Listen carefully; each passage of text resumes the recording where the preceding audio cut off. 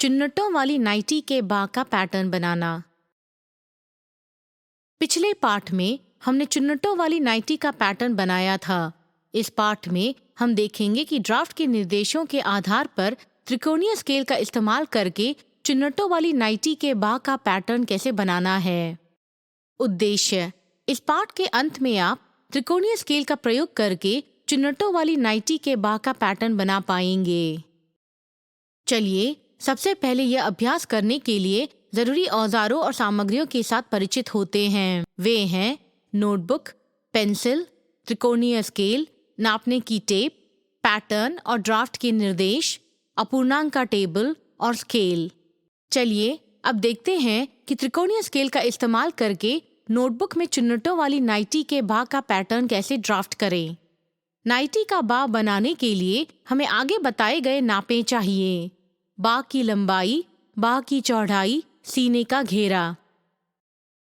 यहाँ बाग की लंबाई 6 इंच, बाग की चौड़ाई 14 इंच और सीने का घेरा 35 इंच है। अगर जरूरी हो तो शरीर के नाप के किसी भी अपूर्णांक का पता लगाने के लिए अपूर्णांक के टेबल का इस्तेमाल करें। अब हम अपनी नोटबुक में ड्राफ्ट के सभी निर्देश उतारेंगे।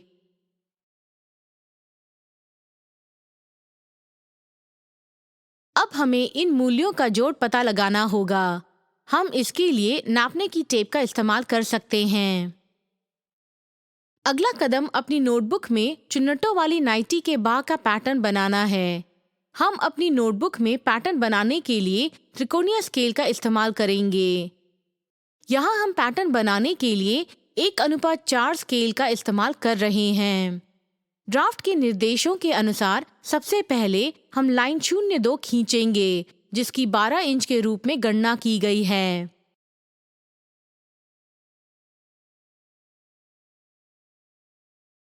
फिर हम अगली लाइन 01 खींच सकते हैं, जो कि 7 इंच है।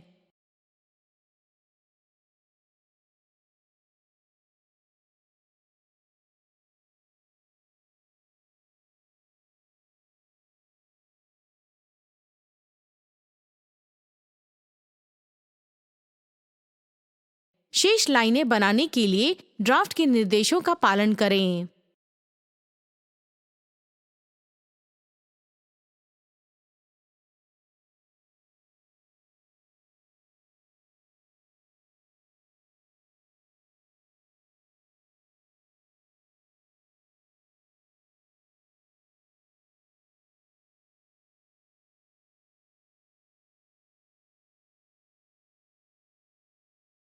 इस प्रकार हमने त्रिकोणीय स्केल का इस्तेमाल करके अपनी नोटबुक में चुन्नटों वाली नाइटी के बाग का पैटर्न बना लिया है।